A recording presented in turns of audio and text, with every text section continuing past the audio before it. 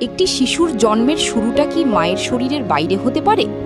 হ্যাঁ, চিকিৎসা বিজ্ঞানের বিশেষ এক পদ্ধতিতে ডিম্বাণু আর শুক্রাণুর মিলন ঘটানো হয় ল্যাবরেটরিতে। এই পদ্ধতিকেই আমরা সাধারণভাবে বলি টেস্ট টিউব বেবি। কিন্তু এখানে একটি বিষয় পরিষ্কার করা দরকার। শিশু কোনো টেস্ট টিউবের ভেতর বড় হয় না।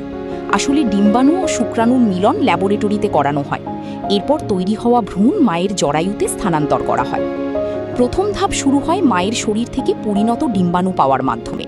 এজন্য নির্দিষ্ট ওষুধ ব্যবহার করে একাধিক ডিম্বাণু পরিণত হতে সাহায্য করা হয়, যাতে সফলতার সম্ভাবনা বাড়ে।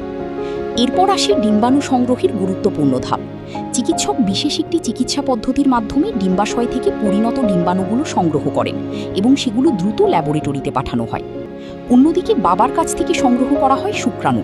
ল্যাবরেটরিতে সেটি পরীক্ষা ও প্রস্তুত করা হয়, যাতে উপযুক্ত শুক্রাণু ব্যবহার করা যায়। এবার শুরু হয় সবচেয়ে গুরুত্বপূর্ণ মুহূর্তগুলোর একটি। ডিম্বাণু ও শুক্রাণুকে ল্যাবরেটরিতে একসঙ্গে রাখা হয়, যাতে নিষেক বা ফার্টিলাইজেশন ঘটতে পারে। কিছু ক্ষেত্রে সাধারণভাবে শুক্রাণু ও ডিম্বাণুকে একসঙ্গে রাখা হয়। আবার শুক্রাণুর সমস্যা থাকলে একটি নির্দিষ্ট শুক্রাণু সরাসরি ডিম্বাণুর ভেতরে প্রবেশ করিয়ে দেওয়া হতে পারে। এটিকে বলা হয় আইসিএসআই। নিষেক সফল হলে শুরু হয় এক নতুন অধ্যায়। একটিমাত্র কোষ ধীরে ধীরে বিভাজিত হয়ে 2, 4, 8 এভাবে আরও কোষে পরিণত হতে থাকে। এখান থেকেই শুরু হয় ভ্রূণের বিকাশ। ল্যাবরেটরিতে ভ্রূণকে বিশেষ পরিবেশে কয়েকদিন পর্যবেক্ষণ করা হয়। চিকিৎসক ও ভ্রূণ বিশেষজ্ঞরা এর বিকাশ এবং গুণগত মান পর্যবেক্ষণ করেন। কখনো কখনো একাধিক ভ্রূণের মধ্যে থেকে চিকিৎসকেরা উপযুক্ত ভ্রূণ নির্বাচন করেন। কিছু ক্ষেত্রে ভবিষ্যতের জন্য অতিরিক্ত ভ্রূণ সংরক্ষণও করা যেতে পারে। এরপর আসে সেই মুহূর্ত, যার জন্য পুরো প্রক্রিয়াটি এত গুরুত্বপূর্ণ: ভ্রূণ স্থানান্তর। নির্বাচিত ভ্রূণকে একটি সূক্ষ্ম ক্যাথেটারের মাধ্যমে মায়ের জরায়ুর ভেতরে স্থাপন করা হয়। ভ্রূণ জরায়ুর ভেতরে সফলভাবে স্থাপন হলে সেটি জরায়ুর আস্তরণে ইমপ্লান্ট করার চেষ্টা করে। সফল ইমপ্লান্টেশন হলে সেখান থেকেই গর্ভধারণের পরবর্তী যাত্রা শুরু হয়। এরপর কিছুদিন অপেক্ষা করতে হয়।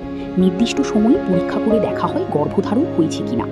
এই অপেক্ষার সময়টা অনেক দম্পতির জন্য আবেগ আর উৎকণ্ঠায় ভরা থাকে। তবে প্রথমবারই সফল হবে এমন নিশ্চয়তা নেই। বয়স, ডিম্বাণুর মান, শুক্রাণুর মান, জরায়ুর অবস্থা এবং আরও অনেক বিষয় আইভিএফের ফলাফলে প্রভাব ফেলতে পারে। তাই আইভিএফ কোনো জাদুর পদ্ধতি নয়। এটি একটি উন্নত চিকিৎসা প্রযুক্তি, যা সন্তান ধারণে সমস্যার সম্মুখীন কিছু দম্পতির জন্য নতুন একটি সুযোগ তৈরি করতে পারে। আর সবচেয়ে গুরুত্বপূর্ণ বিষয় হল, টেস্ট টিউব বেবি মানেই অস্বাভাবিক শিশু নয়। আইভিএফের মাধ্যমে গর্ভধারণ করা শিশুও স্বাভাবিকভাবে মায়ের জরায়ুতে বেড়ে ওঠে এবং জন্মের পথও স্বাভাবিক হতে পারে। অর্থাৎ পুরো গল্পটা শুরু হয় একটি ডিম্বাণু আর শুক্রাণু থেকে, তারপর ল্যাবরেটরিতে নিষেক, ভ্রূণের বিকাশ এবং শেষে সেই ভ্রূণকে মায়ের জরায়ুতে ফিরিয়ে দেওয়া।